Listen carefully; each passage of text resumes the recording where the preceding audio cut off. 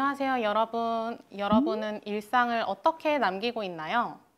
사진을 찍고 SNS나 블로그에 기록하나요? 아니면 다이어리를 꾸미며 하루를 정리하나요? 오늘날 사람들의 생활 모습은 사진이나 영상으로 엿볼 수 있습니다. 그렇다면 사진이 없던 옛 조상들의 일상을 무엇으로 엿볼 수 있을까요? 바로 풍속화죠. 풍속화란 사람들이 살아가는 모습을 생동감 있게 표현한 그림을 말합니다. 이 당시의 유명한 화가로는 김홍도와 신윤복, 김득신이 있어요. 풍속화는 표정, 동작, 구도에서 당시 사람들의 생활 모습을 순간 포착하여 생생하게 그려낸 그림입니다. 오늘날 우리의 모습은 어떤 모습일까요? 조선시대의 풍속화를 오늘날의 모습으로 재해석하여 그려봅시다. 오늘의 준비물은 풍속화 활동지, 화선지, 연필 지우개, 붓펜, 색연필입니다.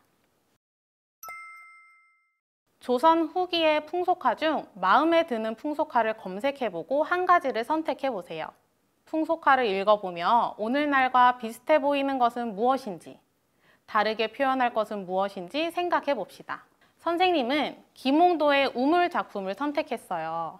그림을 그리기 전 계획을 세워볼게요. 먼저 원작을 자세히 살펴봅시다. 이 사람들은 우물가에 있는 것으로 보이고 남자는 물을 마시고 있고 여자들은 물을 길어 올리고 있네요. 물을 들고 가는 사람도 있고요.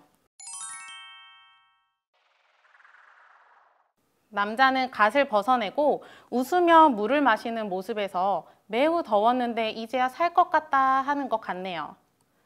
물을 길어 올리는 여자 둘은 이야기를 나누고 있는 것처럼 보이기도 해요.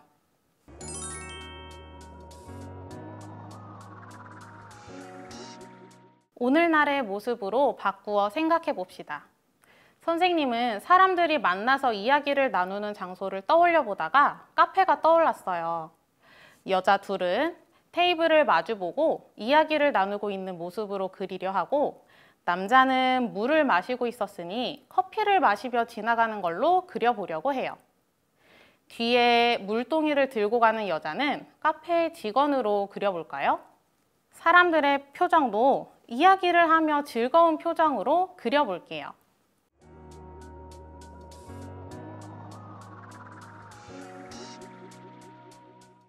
풍속화를 다 계획했으니 화선지에 연필로 그려봅시다.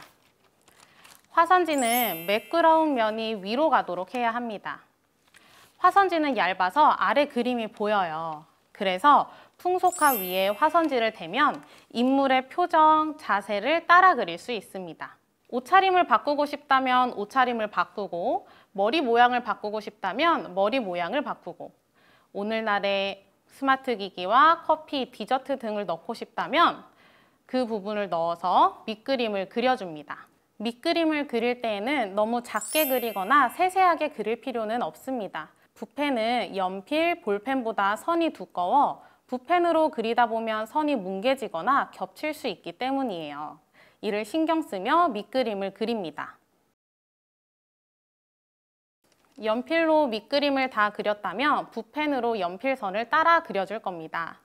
화선지는 얇기 때문에 화선지 아래 신문지나 깔개, 공책 등을 깔아야 책상에 붓펜 자국이 생기지 않습니다.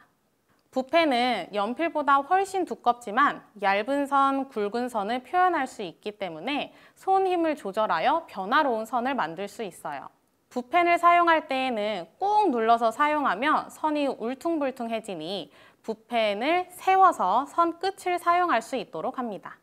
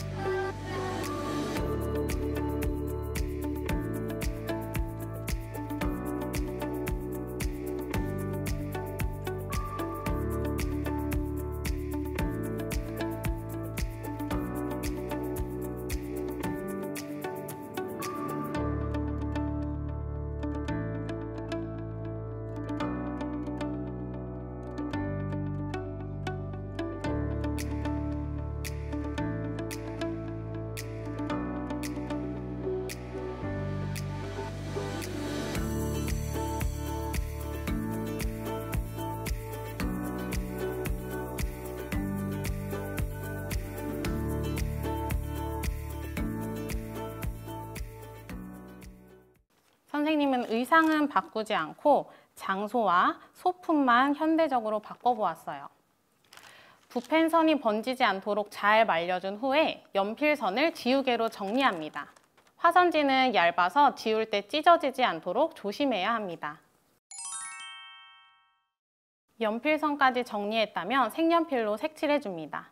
오늘날의 모습에 맞게 상상력을 발휘하여 색칠해주세요.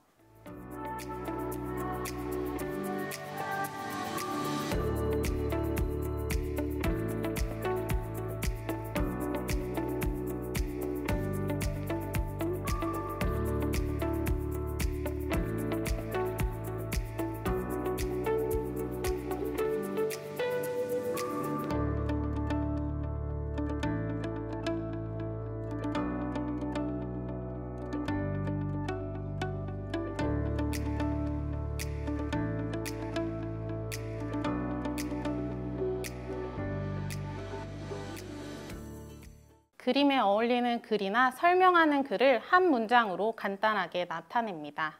그러면 오늘날의 모습을 한 화면에 표현할 수 있지요.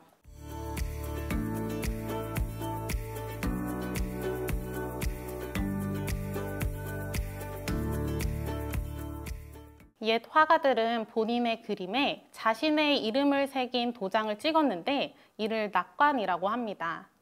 우리는 도장 대신 빨간색 색연필로 낙관을 그려줄게요. 이름은 오른쪽 위부터 씁니다.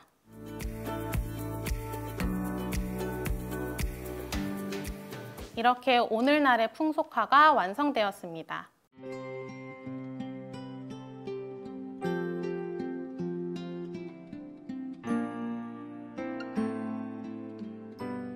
우리는 하루 동안에도 많은 순간이 지나갑니다. 사진으로 여러분의 예쁜 모습을 남기는 것도 좋지만 그림으로 그리는 과정에서 우리의 일상을 되돌아보는 시간이 되었기를 바랍니다. 그럼 우리는 다음 미술 활동에서 만나요. 안녕!